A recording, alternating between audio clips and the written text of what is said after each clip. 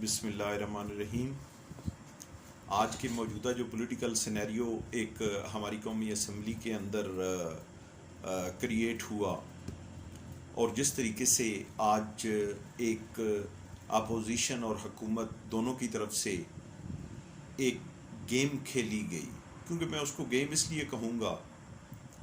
کہ شاید constitution in چیزوں کی اجازت نہیں دیتا۔ اب اس کی تشریح تو ہمارے ملک کی اعلیٰ عدالتوں نے کرنی ہے، اور معاملہ شاید سپریم کورٹ نے اس میں نوٹس لے بھی لیا ہے، جو میڈیا کی خبریں ہیں، تو وہاں سے ڈیسائیڈ ہوگا۔ لیکن بینگ اسٹوڈنٹ آف لا، جو چیز میں نے دیکھی وہ تو شاید کانسٹیٹیوشن کے ساتھ بھی اور پارلیمنٹ کے جو قواعد و ضوابط ہیں ان کے ساتھ بھی یہ کھیل کھیلا گیا۔ آج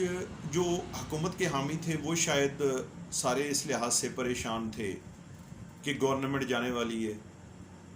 اپوزیشن کے جو لوگ ہیں وہ خوش تھے کہ گورنمنٹ چلی جائے گی، اور شاید اپوزیشن جو ہے وہ اس کو حکومتی بینچوں پہ بیٹھنے کا موقع مل جائے گا۔ لیکن جو ایک جمہوری عمل تھا اور جس طریقے سے طریقے عدم اعتماد آئی، اس کے محرکات جو بھی تھے، ان کو چاہیے تو یہ تھا کہ ایک کانسٹیٹیوشنل طریقے سے اور نیشنل اسمبلی کے پارلیمنٹ کے جو رولز اینڈ ریگولیشنز ہیں ان کے مطابق اسمبلی کے فلور کے اوپر اس کو ڈسکس ہونا چاہیے تھا، اس پروسیس سے گزرنا چاہیے تھا، اور اس پروسیس کے بعد یہ ڈیسائیڈ ہونا چاہیے تھا کہ who is winner and who is loser. لیکن شاید ایسا نہیں ہوا۔ یہاں پہ کھیل ہی سارا ایک مختلف ہو گیا، اور ایک اس خط کو حوالہ بنا کے جس خط کے متعلق بھی اب ہماری اعلیٰ عدلیہ ہی ڈیسائیڈ فرمائے گی، اور مجھے یقین ہے کہ انشاءاللہ انصاف پہ مبنی فیصلہ آئے گا، ہمیں یقین رکھنا چاہیے۔ لیکن میرے اپنے اندازے کے مطابق اس خط کو بھی ایک بڑے غلط طریقے سے اور ایک غلط رنگ دے کے غلط مقاصد کے لیے استعمال کیا گیا۔ بیسیکلی تو یہ ہے کہ اگر وہ خط 7 مارچ کو لکھا جا رہا ہے اور ریسیو ہو رہا ہے ہمارے جو متعلقہ شخصیات ہیں ان کو، پرائم منسٹر، ان کی کیبنٹ کے نوٹس میں یہ بات آ رہی ہے، تو چاہیے تو یہ تھا کہ اس خط کو باقاعدہ طور پہ ڈسکس کیا جاتا، جو اس کا ایک لیگل وے تھا، تو اس لیگل وے کے تحت اس کا جواب دینا اگر ضروری تھا تو جواب دیا جاتا، اگر اس کے اوپر کوئی کارروائی ہونی ضروری تھی تو وہ کی جاتی۔ کانسٹیٹیوشن اس ملک کا اور اس ملک میں رائج قوانین جو اس کے متعلق گائیڈ لائن دیتے ہیں اس کے مطابق اس پہ عمل کیا جاتا، اور اپوزیشن جماعتوں کو بھی اس میں اعتماد میں لیا جاتا، کیونکہ یقیناً اگر اس خط کے اندر کوئی ایسی چیز تھی جو ہمارے ملک کی سالمیت کے لیے خطرہ تھی تو ضرور اس کا رد عمل آنا چاہیے تھا۔ لیکن یہاں پہ کیا ہوا کہ یہاں پہ اس خط کو پیورلی ایک پولیٹیکل ٹول کے طور پہ استعمال کیا گیا، اور 7 مارچ کو ریسیو ہونے والا خط 27 مارچ کے ایک جو گیٹ ٹوگیدر کیا ہمارے پرائم منسٹر نے اسلام آباد کی شاہراہوں پہ، اور اپنی ایک اسٹرینتھ شو کرنے کی کوشش وہاں پہ کی، اسٹرینتھ شو کی نہ کی جو بھی ہوا، لیکن وہاں پہ جب اس کو ڈسکس کیا گیا تو شاید وہ ایسا طریقہ نہیں تھا کہ جس کی قانون اجازت دیتے، اور پھر اس کو آج جو اسمبلی کے فلور کے اوپر دہرایا گیا، اور جس طریقے سے اس کا سہارا لے کے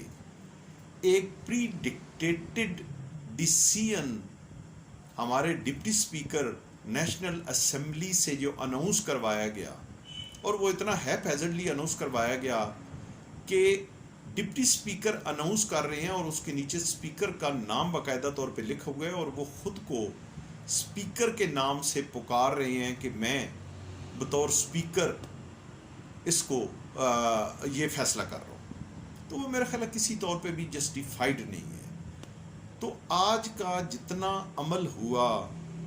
نیشنل اسمبلی کے فلور کے اوپر، وہ شاید ایک بہت گنہانا مذاق ہے اس ملک کی عوام کے ساتھ، اس ملک کی پارلیمنٹ کی اقدار کے ساتھ، اس ملک میں رائج جو آئین ہمارا ہے اس کے ساتھ، اور اس ملک کے وہ ادارے کہ جو اس ملک کی باغ ڈور سنبھالے ہوئے ہیں ان کے ساتھ۔ تو اس مرحلہ پہ میں افسوس کے اظہار کے علاوہ کوئی میرے پاس الفاظ نہیں ہیں۔ میں صرف اور صرف اپنی پبلک سے یہ کہوں گا کہ بشمول میرے،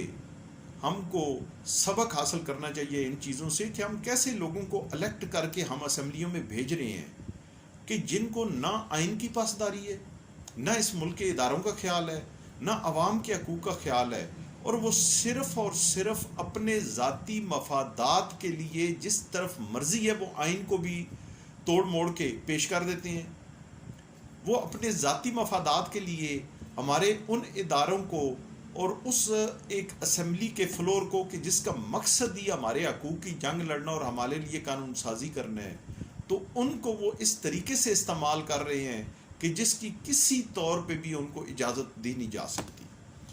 تو ان گزارشات کے ساتھ میں اپنی آواز آپ تک اس لیے پہنچانا ضروری سمجھا کہ کم از کم آپ سوچیں ضرور کہ کیا ہم اپنے ووٹ کا استعمال صحیح طور پہ کر رہے ہیں؟